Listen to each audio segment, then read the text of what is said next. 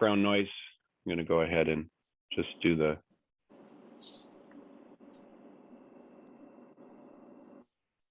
Okay. Now, we're going to start with the.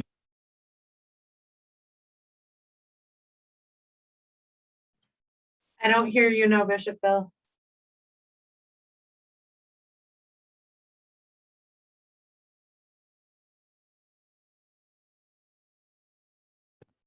Hold on a second. I heard that.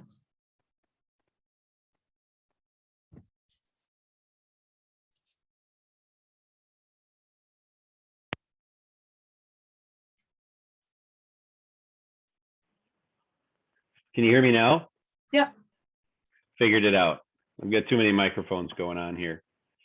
So I just want to share, this happens to be the text for this Sunday, and the devotion is not anything like the sermon that I wrote and videotaped for this coming Sunday, but I hope you'll make use of it or find it useful in some way.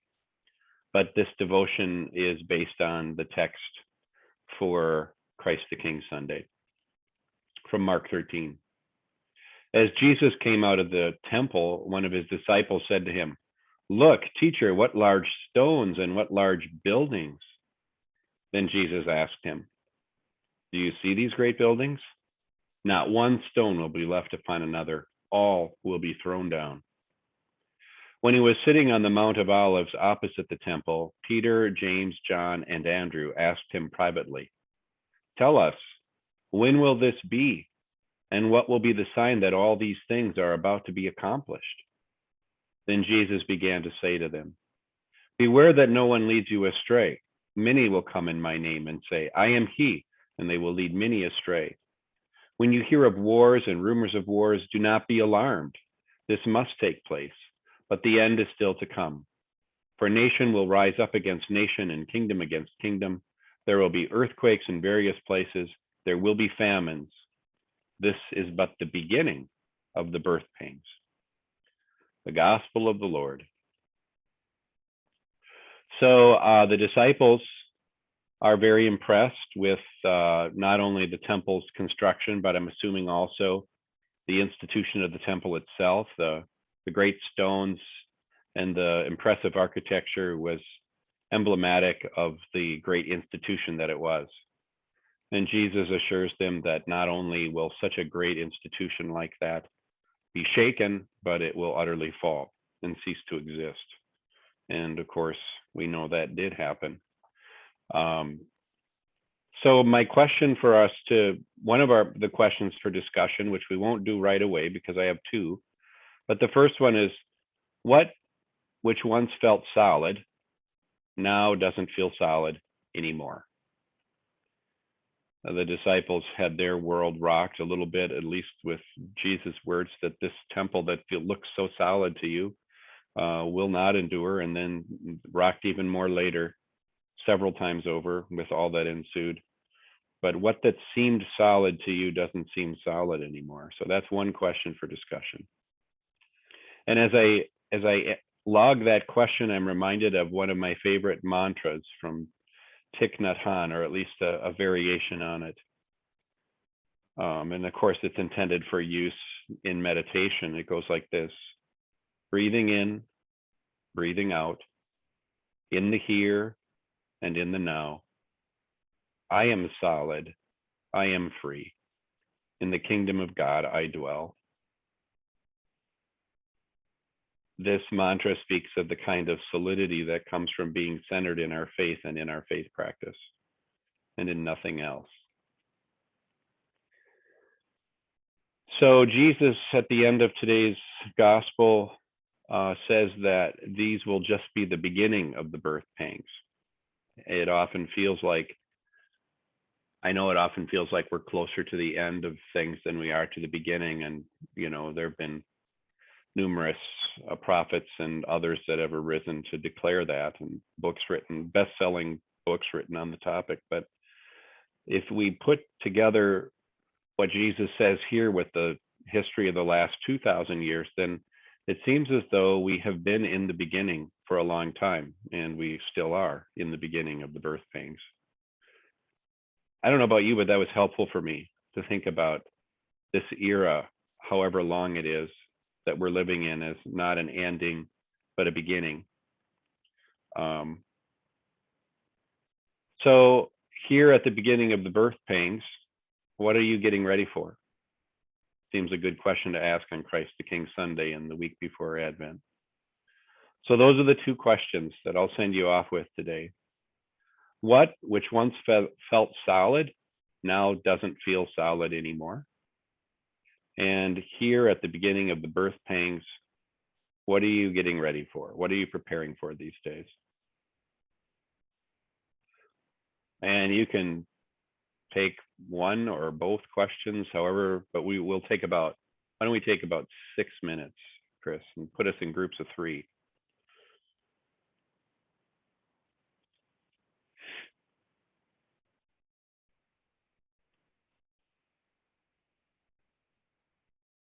Some of you are shy and don't.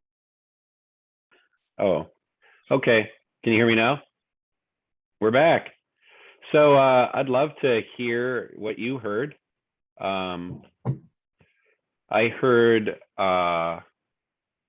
one interesting response was getting ready to figure out what to let go of and entrust into others people's hands.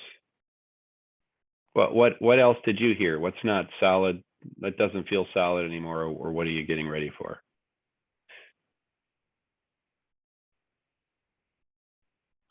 Just Zoom's amazing. And if you want to silence a bunch of preachers, just put them in a Zoom room together. Now go ahead. Well, my answer was what's not solid is democracy right now. Yeah. And it's very scary. Yeah. Yep. That was on the list. What else? We had talked about funerals and confirmation don't seem solid anymore. Yeah. Just a different thing. We also had the children's ministry's first third, that doesn't feel as solid as it did 20 years ago. Finances was one of the answers, church finances. Physical well-being, feeling well, was another one that was mentioned, and family relationships amidst the separation. You know, when you go ahead. One thing we talked about was what doesn't seem as solid as we had expected was pandemic recovery. Yeah. We're not in a place where we thought we'd be with all our cooperating and doing what we can do. We're still not, it seems not everybody, but it's now people are getting it for the second time, and Yeah. it's just not where we thought. So then church attendance is not where we thought, and we can't get back to as normal as we thought. And Yeah. You know, it'd curse me if we were making a list right now, we'd pretty much have all of life covered right now. So what about, did you have time? Did you talk about the question, maybe a harder question? What are you getting ready for here in the beginning of the birth pangs, which we've been living in for 2,000 years? Because there have been wars and fires and earthquakes in diverse places for the last 2,000 years. So here at the beginning, what are you getting ready for what's next? Any answers? We didn't get to the second question, and I think that's a part of the problem with the first question, is that the agenda is so broad and complex that there's always important second and third questions that end up kind of being hung up in the conversation. Sure. I think also what we got going towards was just housekeeping. What are you getting ready for? We're getting ready for the things that we know that we can deal with in the moment, you know, the worship this week, Thanksgiving, Advent, and those are the things, Bishop, that rather than thinking about big picture getting ready, it's more of what are doing the dishes kind of things. Yeah, I'm getting ready to go on a short vacation. You know, I'd be maybe can we give ourselves permission to claim those simple mundane things as holy things that are part of getting ready for whatever it is we're getting ready for? So I actually in my group started with talking about what I'm getting ready for, and that is getting ready for a new call, Yay. starting really soon down in Akeley. And besides the details, things that I need to get ready for, it really feels like a time, to start a new call right now. It's the question is what's the resurrection? How do we rise from the ashes of this time of pandemic? How do our churches, how do they go forward? What do we do next? So much has changed. And then what is the new beginning? And so it feels like a real, real transitional time for them and for me, but also a very new time after a lot of years of having new ministries. This feels really different in an exciting way. Thanks for that. All right, let's pray. This is from a portion of Psalm 16, which is the psalm appointed for this Sunday. I will bless the Lord who gives me counsel. My heart teaches me night after night. I have set the Lord always before me. Because God is at my right hand, I shall not be shaken. My heart therefore is glad, and my spirit rejoices. My body also shall rest in hope. For you will not abandon me to the grave, nor let your Holy One see the pit. You will show me the path of life. In your presence there is fullness of joy, and in your right hand are pleasures forevermore. Amen. What's on our agenda, Chris? All the things. All The the first things. thing I'm going to do, if it works, is put up a poll. Because we don't know information at the Synod office unless we get it from you guys. Bishop Bill isn't all knowing and all seeing. I know, isn't that amazing? And so, Bishop Bill, I think you have the poll. Do you have do the I? poll? I think you do, because I don't know. Okay, launch. There we go. So it's a familiar poll, but I've added a couple of things to it for this time around. And so, yeah, please share your information with us.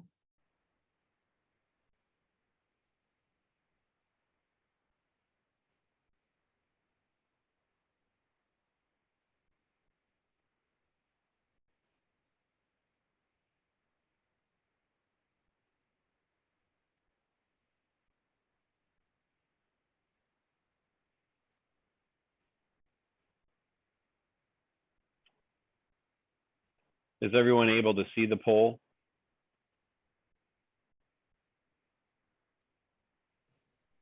I click submit and it doesn't do anything.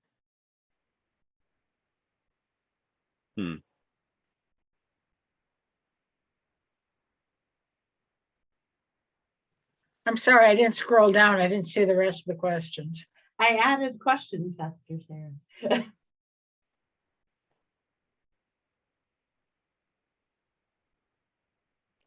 Yeah, maybe an Alt tab will get you to the right pop-up screen.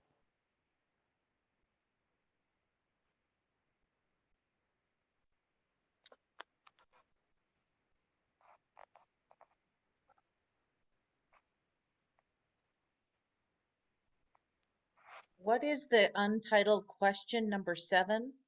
I don't see a choice, 1 and 2. What is that? That must have been It's a non-question. Creator error. I was trying to move things around. Insert your own question. You have to answer to submit, though. Yep, so just pick something. Yeah. You'll find out. It's so interesting that some people chose 2. I love that.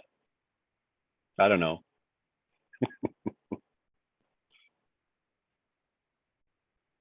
All right. I think we're to where everyone has participated who can. So the vast majority of you are doing hybrid, although some of you are totally in person without hybrid. You know what, the question about masks, ooh, let me share the results. Can you see the results? Yeah. So the question about masks, that jives with my experience as I move around the Synod, and I'm moving around a lot these days. I was in a space yesterday where I did not see a single person without a mask. Everybody, and it was a large congregation with a lot of attendees. And then I've been at events literally within 5 miles of each other where we have 90% mask wearing, and down the road less than 5%. So it's just very interesting how that varies from community to community.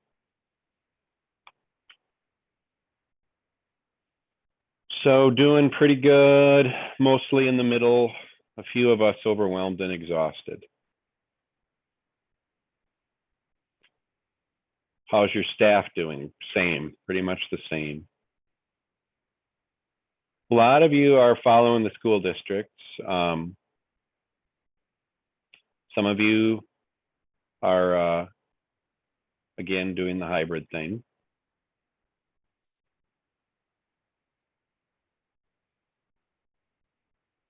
Again, we're so this shows me that there's adaptation happening. We're not going to go back to the way it was. A lot, and you know, some of those things that don't feel solid anymore are probably not going to feel solid for a while. We will get to the place where they do, but whether that'll be a good thing or not is anybody's guess. Probably not. It's probably good for us to stay in an adaptive mode if we can stand it. That's the question, I guess. But thank you for responding. Any thoughts or comments about that? Okay. What's next, Chris? Let's do the religious exemptions to the COVID-19 vaccine. Okay, just in the last week, we've gotten a lot of I've fielded several inquiries related to this religious exemption. People coming to you, asking you to provide them with a religious exemption. Ultimately, this will be your decision to make, but you can blame it on me again if you want to. You can say the bishop says no. Here's the thing, in our Lutheran, there is not a strand of Lutheran teaching that would support religious exemptions for vaccines. There are other faith groups for whom that would be the case, but Lutheranism in all its forms is not one of them. I worked a lot on the issue of religious exemption for vaccines. That was kind of my main task my last 3 years, as I advised the commander for U.S. Air Combat Command, because those requests for exemptions, they go all the way to the 4-star general in order to try to get approved, and they almost never get approved. And the chaplain's job is to ascertain two things. Does the faith group have any kind of teaching around religious exemptions? That's an unqualified no for Lutherans. In fact, Lutherans see medicine as a gift from God. We understand our health not to be my health. It's not an individual matter, but health is a shared reality. You can't be healthy by yourself. And so our social teaching on health is very clear that we are part of a community. And so my well-being is intimately connected to my neighbor's well-being. And, we had a fresh reminder of that with the recent fact that I was, at 2 large events and I got COVID, and thankfully didn't give it to anybody else that I know of, but I could have. So those are we see it as a way of embracing the gift of vocation, that God has called people into vocations of public service and healthcare and public health, and also a way of claiming the gifts that God gives for our well-being. The other piece of it is to ascertain in a pastoral conversation, is there a genuinely felt religious belief here? And come on, folks, I'm just going to say, I highly doubt that if you have those pastoral conversations with people that they will be able to name a genuinely felt religious belief. I think they will name a strongly held political conviction, or maybe a strongly held medical opinion, but I do not believe they'll be able to name a strongly held religious belief. And that's as easy to get at as asking about, what other vaccines have you received in your life? I'm not saying it's impossible. I'm saying it is unlikely. And so I know that if you're asked to provide such an exemption, the easiest thing to do would be just to give it. I'm their pastor, I'm their counselor. She tells me she has religious exemption. She has religious reasons to say no, and who am I to say? That's one way to approach it. Another way to approach it is either as a pastor and as a public theologian. I would say in the first case, we're functioning as purveyors of religious products. In this case, the product being a religious exemption letter that gets you out of having to get your vaccination. Are we that, or are we resident theologians in the communities where we serve, and pastors? So it probably leads you into some hot water to deny these, but I know that pastors in our synod have been denying them, and it would be my strong recommendation that you do so. But if at the end of the day you decide you need to provide one for your own conviction or theirs, I'm not gonna be mad at you, or it certainly isn't a matter for formal discipline. But it is a serious matter. So I'll just pause. There is a document that I think is helpful, which I can share if I can find it here. Let's see. Share screen. And these are some talking points for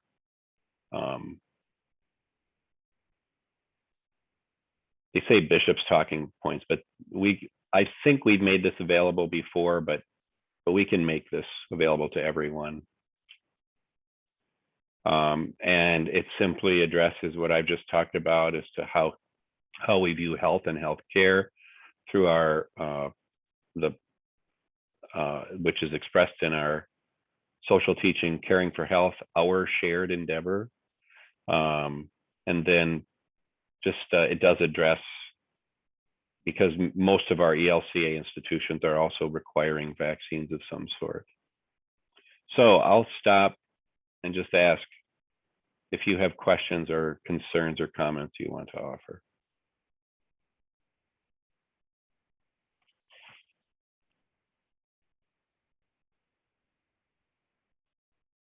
Okay. All right. What's next, Chris? Let's do Give to the Max Day and Sunday. So I will peek at my screen. I'll share what we have on our website.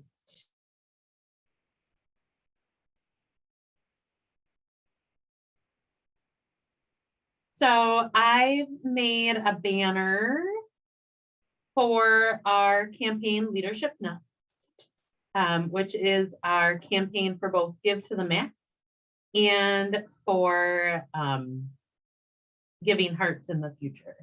So here, if you would like an easy access for donating, there you click there. We have up Bishop Bill's sermon right now. So there's the gospel reading on YouTube, downloadable video, audio, the sermon, video, audio, the transcript of, for some reason, WordPress changed how they let me put things on. And so it looks like this now, apparently. So to download the sermon, you click there, but you can skim it here. And then we have some videos. We have one more coming. I need to preview it. I was out for a couple of days. And then we have the poster and the bulletin insert that was sent to your congregation. So if you need more, and I hope to have a few more worship resources, a few prayer petitions, maybe a children's message. If I can get that together, that won't be a video, it will just be written up for you. And so that will be on this page for Give to the Max. So Bishop Bill, would you like me to share the intro video now, or would you like to say? Sure. Okay, so we have 3 videos up right now. We have one more coming about area strategies and the journey. But here is our introduction video.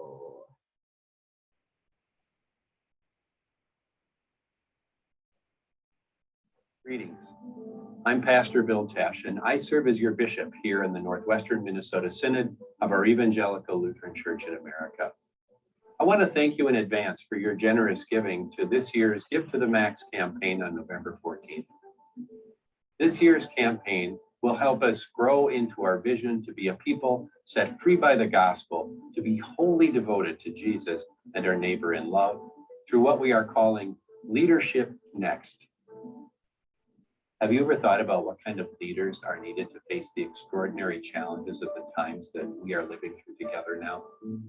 Well, we've thought a lot about that, and we believe that what the church and the world need now are leaders who are fortified by their deep faith in God, nurtured through daily spiritual practice, leaders who can confidently share their faith in Jesus Christ, leaders who are emotionally mature and who know how to collaborate with others in order to find ways forward where there are no easy answers, and leaders who are willing to give and receive coaching and mentorship in order to find ways forward together. Your gifts to this year's Minnesota Give to the Max campaign will go towards forming and recruiting these kinds of leaders through initiatives targeting small rural congregations, through grants to help free seminary graduates from the shackles of debt, and through innovative new programs of training for clergy and deacons and everyday Christians. So I hope you will join me and the Offit Family Foundation and generous Christians across Northwestern Minnesota in supporting Leadership Next, the next big thing for the Northwestern Minnesota Synod. Thank you.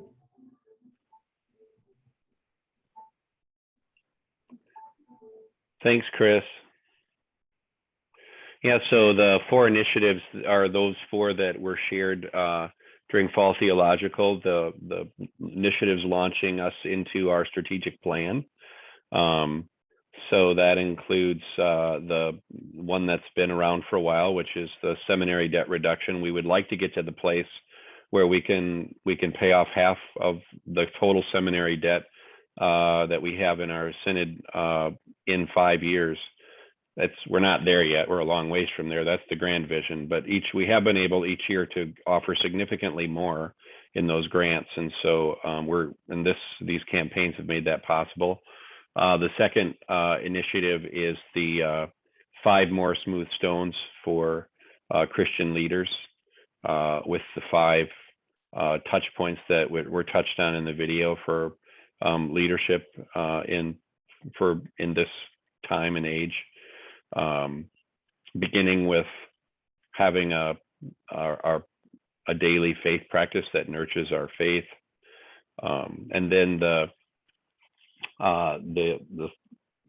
4th one is this alternative pathway for both first call theological education, but also after consultation with first call pastors, opening that up to other pastors. So it's a cohort of pastors and deacons and synodically authorized ministers who are living out the admonition in Jeremiah to work for the good of the city in which you've been placed.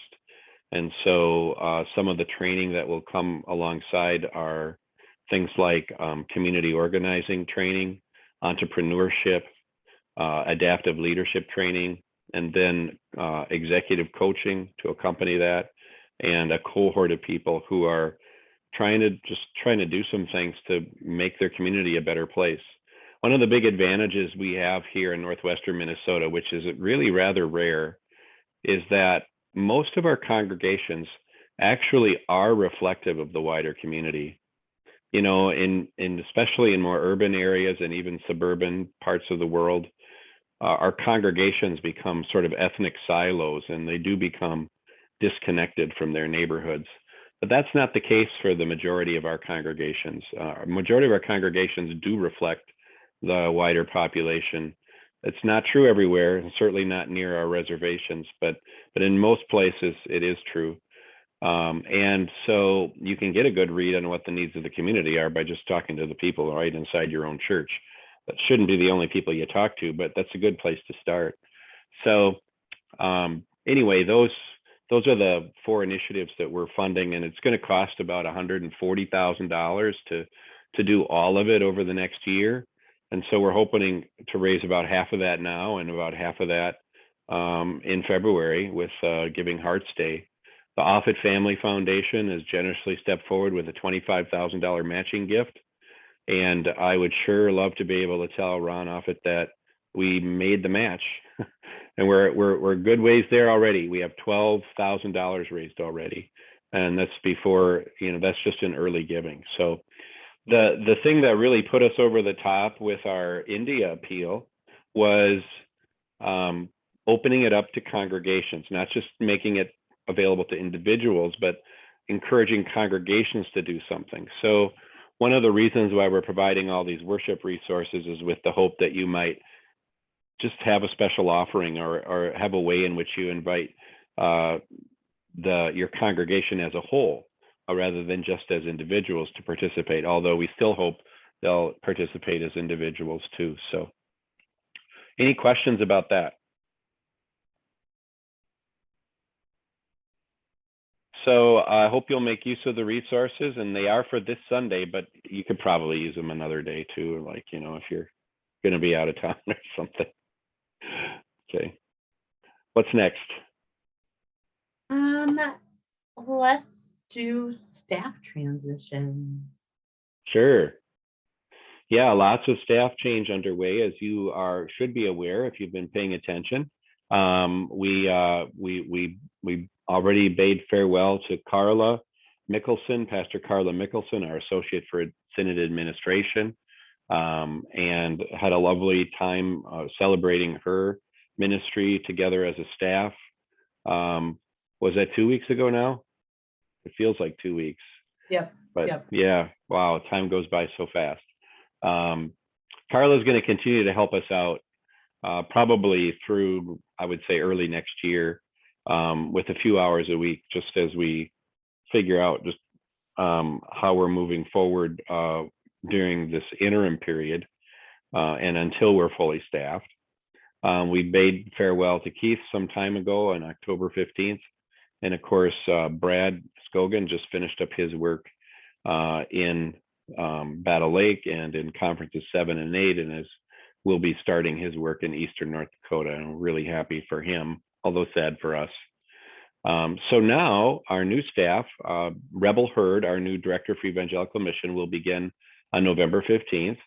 She will have the same portfolio of work as Keith had, which will be primarily around evangelism, renewal of congregations, and new congregations, and stewardship and mission support. Looking forward to her coming. Yeah, thanks for posting that, Pastor Jeff. Carla's very last day, the end of last month, she got to preach at St. Paul's there in Crookston. She was pretty excited about that. I'm just going to click on that so that I can look at it later. And then Pastor Janelle Netland will begin on December 1st. She will begin in the role of Associate for Administration, a somewhat revised role because we are also adding a full-time or almost full-time 30-hour-a-week support staff person who will take some of the purely clerical or administrative matters off of the plate of the Associate for Administration in order to free Pastor Janelle up for more face-to-face or leader-to-leader engagement, however that looks in this era we're living in. And then, of course, Pastor Dennis Preston has joined our staff, replacing Brad Scogan as the Minister for Community and Leader Engagement in Conferences 7 and 8. So lots of changes and people coming on board at different paces and different times. And so I thank you in advance for your patience with us while we figure things out. Just this morning, I was sending forms to a president where they had just recently called a new first call pastor, and so hunting down the letter of call form and all that stuff that that Carla did, and so it will take us a minute to figure that out, and then once we're fully staffed, it'll take us a minute to understand exactly how we're working together. But generally speaking, in terms of who do you contact right now, if you just have an administrative question like where do I send this form, or how do I enroll in this or that, probably good to email Cheryl Zay and copy me, and she and I will put our heads together. If it's event related or communications related, then of course, or first third of life, email Chris and copy me, and I will try to function as sort of the stopgap with everything else that's going on. So just copy me on stuff, and we'll try to get you where you're headed. And I think we're staying on top of it. But if you have concerns, I definitely want to hear them. So do let us know.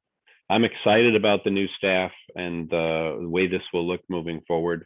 But I will name that I do not love the transitional time. And if I had a fast forward button, I would hit it right now, but it's just going to take us a little bit. Probably we're predicting February when we're at full strength and feeling like we know what we're doing. So questions, concerns?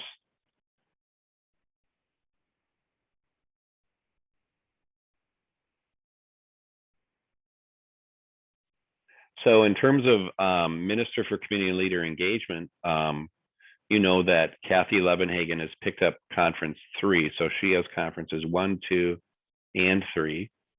So the what's the Northern Border Conference and the Deep River Falls Conference and the Crookston conferences. So she's shepherding call processes and engaging leaders there. Janelle Netland will continue to have a Minister for Community and Leader Engagement in conferences in the Bemidji and Detroit Lakes conferences, and also pick up Moorhead. That'll be an experiment for us. We'll try that for a while and see if that works. And if we need to add another Minister for Community and Leader Engagement for 1 or 2 of those 3 conferences, we may, but we're going to try it like this. This, just to get down in the weeds of the sausage making of synod ministry, this staffing structure, the big change is the addition of the 30-hour-a-week support staff. Excuse me. This structure, by doing it this way, we're able to add that position and have the impact on the bottom line of our synod budget only be about $1,000 a year. If we need to move towards an additional Minister for Community and Leader Engagement, I think we have the capacity to do that, but we'll just have to take a look at that. So we're going to watch that as it goes and would crave your feedback as that unfolds too. Questions about staffing?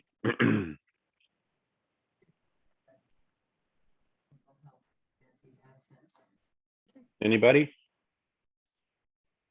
Okay, seeing none. Chris, One quick thing, I wanted to ask Deacon John to share a little bit about a special event that's coming up at the end of the month. Yeah, thank you. Concordia is one of 4 co-sponsors in the Fargo-Moorhead area of an event that's coming up on Tuesday, November 30th. And perhaps you've already read about it through the Synod, through communication from the Synod. The name of the event is Bitter Tears After Boarding School in Mourning. And the primary image for it, you may recognize if you've also picked up the book by our key speaker, which is Dr. Denise Lajimodier. So the focus of this particular educational event is on providing a foundational introduction to the American Indian boarding school system. And the intended audience is primarily non-Indigenous people. So we do have, it's free registration. It's an online only event, an hour and a half in length. We do have a limitation on registrations to 150 people because we are having small groups as a part of that event. So that needs to keep something of a limitation on us. But a particular reason that I want to lift this up to this group is that thanks to Dr. Denise, we will also have wide access to the video from this event afterwards.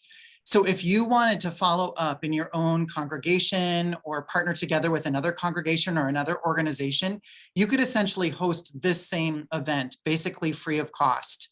Our event planning group is putting together essentially a kit that will include a user's guide, a small group facilitation guide, the resource list for further listening, learning, and actions, and also a fill-in-the-blank poster by the same graphic designer, Jaron Tai, he's local, that you can use to publicize your own event after the fact in your own context. And if you read about the event through the Synod, you've also read that this can be together with reading Dr. Denise's book, which is entitled Stringing Rosaries, Your Anti-Racism Training. So if you have any questions about this, I welcome them now, or you can just contact me via email. remind us of the time, John. Yep, 7 to 8:30, 7 o'clock in the evening to 8:30 on Tuesday, November 30th. It's an online event. Thanks so much for your work on this. And Yeah, thank you. I was just visiting with Reverend John Floberg, who's the priest in charge of the parishes on the Standing Rock Reservation on the North Dakota side of Standing Rock. And he named that his sense is that the impact and aftermath of what we will be discovering here with investigations that are already underway in Canada and will be underway here in the United States will be far greater than the impacts of the pipeline protests and the efforts of water protectors to prevent the pipeline from going through. So it's easy for us as Lutherans to feel like we're not complicit in some way, that because we were not one of the churches that that was engaged by the U.S. government, in order to create these schools. And that was just sort of a fact, or just an accident of history. But we were people occupying the lands that those children were being taken from. And so, we do have some, we are complicit in many ways in this reality, and it's important for us to know the history. And I don't say that because I think we should all feel guilty, because I don't think guilt is an awfully motivating force, but I do think we should feel angry that people experience this kind of injustice, and recognize the ways we may have benefited from it, and work hard to address it today. So thank you, John, for your work there. So. Yes, I've started reading the book Stringing Rosaries, and it's eye-opening and not surprising and heart-wrenching. So yeah, I'm glad I'm reading it. Two other little quick things before I pass the last agenda item on to Bishop Bill. I got to this last Thursday, Friday, and Saturday be part of some ELCA youth gathering trainings to get ready for next summer. And I'm excited about it. We did a trial run of Synod Day. I'm helping with the leadership of Synod Day behind the scenes. Essentially, I'm a fancy chauffeur, getting people where they need to go because we're all in congregations this year and for Synod Day instead of hotel ballrooms. So there's extra driving involved in that. But I encourage you to consider, I'm your Synod gathering Synod coordinator as well. So if you have questions, please ask. Early bird deadline is until the 21st of this month. And so you still have time. And you have time afterwards, it's just you have to pay a little bit more. I saw Pastor Laurel on here. Reminded me, hi, Pastor Laurel. I finally have the edited versions of our fall theological videos. And so I will get those up and linked onto, put those links in the Northern links for those who can watch the sessions. So sorry that it took so long, Pastor Laurel, but we got it. And so that will be in tomorrow's Northern links. And then Bishop Bill, the last thing I have on my agenda is the December mailing, if you want to touch base on that. Oh, just a heads up to watch for that December mailing, which is the year-end mailing that contains information in it around, who are your leaders, and that's really helpful to us. And you can fill those out online too, right, Chris? Yeah. So, but if you're still old school, you can fill them out that way. There'll be links online as well. Obviously, your mission support commitment for the coming year, the year-end materials related to just information that can be helpful to your leaders as they come to the end of a year, and the administrative matters that are necessary at that time. There'll be a letter from me, and I'm going to do a video this year too. Obviously, you won't get that in the mail, but we'll have that available. Just a brief message that could be used at annual meetings. I know a lot of you already had your annual meetings this summer because of the snowbirds and all that, but for those of you who are still on a traditional schedule, hopefully this will be helpful. That stuff will be helpful anyway, but the rest of just a heads up to watch for that. And when you get that big packet, it does have important stuff in it. So. Also in that packet will be some information on upcoming events, the Great Synod Get Together, March 12th in Detroit Lakes, and our virtual Synod Assembly, Saturday, May 21st. And we are working on a joint theological day for April 28th with Eastern North Dakota Synod. We're having conversations right now with Caitlin Curtis and looking at possibly having her be our speaker. So, yeah, I think that's it. Happy Christ the King Sunday and happy Advent. So we'll see you. Let's say a prayer before we head out. Holy God, thanks for these leaders and their work. Thanks for your gospel that draws us into it and into life with you and with your people. We ask that you would take what was good and helpful in this time together and use it to the welfare of your people and for building up the body of Christ. And whatever was unhelpful, we know you've already forgiven it, Lord. Thanks again for these folks, and empower them in their work and in their ministry and in their daily life. In Jesus' name, amen. Take care, everybody. Thank you all. Bye.